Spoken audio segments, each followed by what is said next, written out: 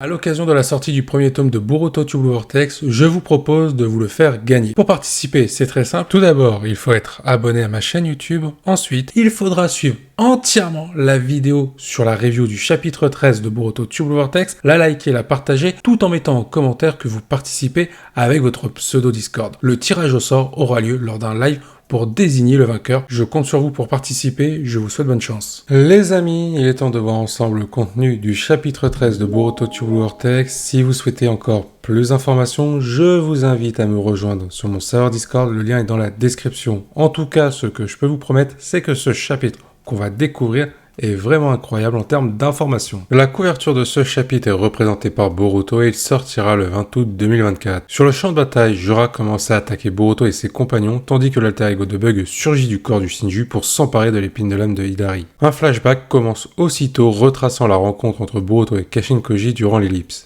L'élève de Sasuke est, dans un premier temps, tombé sur une grenouille appartenant au clone de Jiraiya. Kashin Koji a ensuite utilisé une technique pour téléporter Boruto à lui dans un repère abandonné d'Orochimaru. Une longue discussion s'ensuit entre les deux personnages. Kashin Koji explique à Boruto qu'il a vu les événements du futur après avoir affronté Ishiki. Il a notamment aperçu le mode baron de Naruto, mais aussi l'omnipotence d'Eda. Kashin Koji parle également de Shiba Yototsuki à Boruto. Dans ses visions du futur, Kashin Koji raconte à Boruto qu'il a également aperçu un autre Shinju ressemblant physiquement à Shinki. Celui-ci possède un étrange marquage sur les yeux. Les troublantes révélations de Kashin Koji ne s'arrêtent pas là. Ce dernier semble également avoir vu un arbre Shinju pousser sur cette planète. Après cette discussion, Boruto continue de porter fièrement l'espoir et l'avenir de tous les shinobi en portant le bandeau de Sasuke. De retour dans le présent, Imawari se réveille et guérit la blessure de Sarada pendant que Sumire est avec Boruto. Konohamaru en profite pour menotter celui-ci. Kawaki fait disparaître la grenouille qui se tenait sur Boruto. De retour dans la dimension des Shinju, Jura en profite pour passer l'épine de l'âme de Hidari dans le cube. L'alter ego de Sasuke revient alors à la vie. Les 4 Shinju sont de nouveau au complet. À la fin du chapitre, Matsuri attrape une autre épine de l'âme inconnue pour la placer dans le cube des Shinju. On va directement parler du gros morceau de ce chapitre, la rencontre qui nous a été racontée dans un flashback, Boruto et Kashin Koji.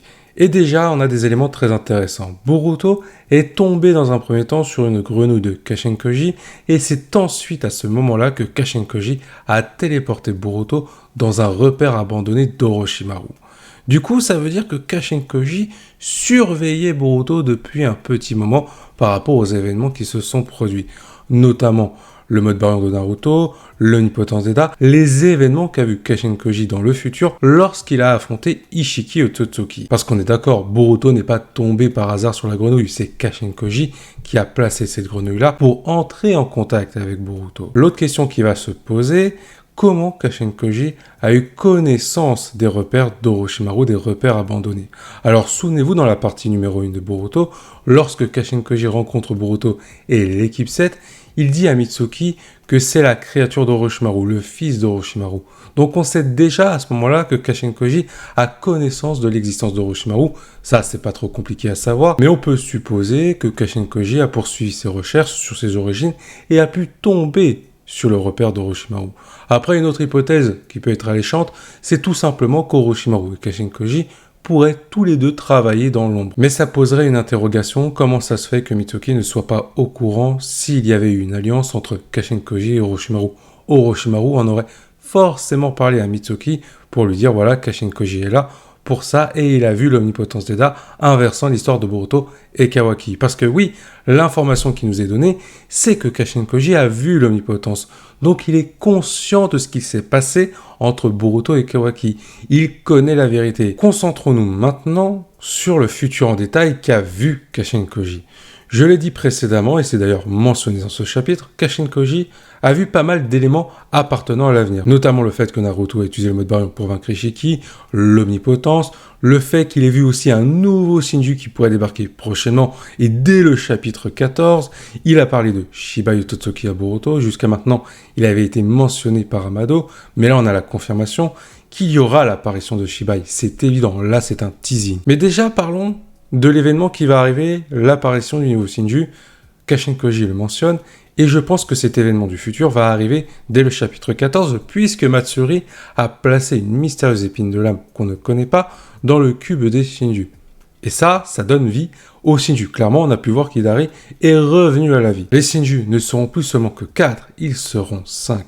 Et je parie que ce 5e Shinju sera beaucoup plus redoutable que Jura. Et il y a quand même quelque chose de très troublant avec ça. Comment se fait-il que Kashin Koji a pu avoir accès à des éléments du futur en ayant des visions? Parce que on avait un élément de réponse concernant Boruto par rapport au pouvoir de Momoshiki qui était capable de voir l'avenir. Mais comment se fait-il que Kashin Koji, qui n'a pas de Tsutsuki en lui, puisse avoir cette faculté? Alors, on rappelle que Kashin Koji est une création, une modification d'Amado.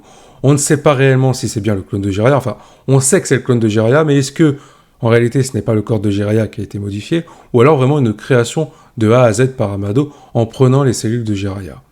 Dans tous les cas, il y a un point commun avec toutes les créations, modifications d'Amado, que ce soit Code, que ce soit Mkawaki, que ce soit Kashin Koji Delta, c'est que leur pouvoir s'apparente clairement à des facultés de Shiba Tsutsuki. On a pu le voir aussi avec Eda ou encore Daemon, même si celui-ci n'a peut-être pas tout dévoilé en termes de capacité.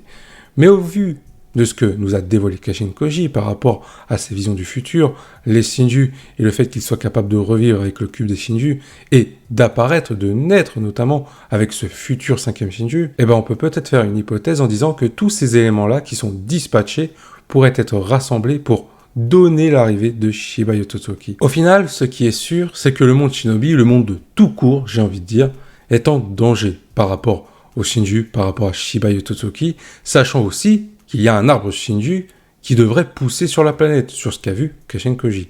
Mais ce n'est pas tout. On sait qu'il y aura un combat entre Boruto et Kawaki avec un village de Konoha en ruine. Que va faire Kawaki à l'égard de Boruto pour pousser Boruto à l'affronter, sachant les enjeux? On en sait un petit peu plus sur ce qui va arriver. On en sait un petit peu plus sur ce futur qui va arriver. Donc clairement, Kawaki va franchir la ligne rouge à un moment donné, obligeant Boruto à se battre contre lui. L'autre point aussi qui est très bizarre, c'est le fait que Kashin Koji, il nous parle de ces informations-là, il nous donne ces renseignements, mais il ne fait pas vraiment de lien avec Amado.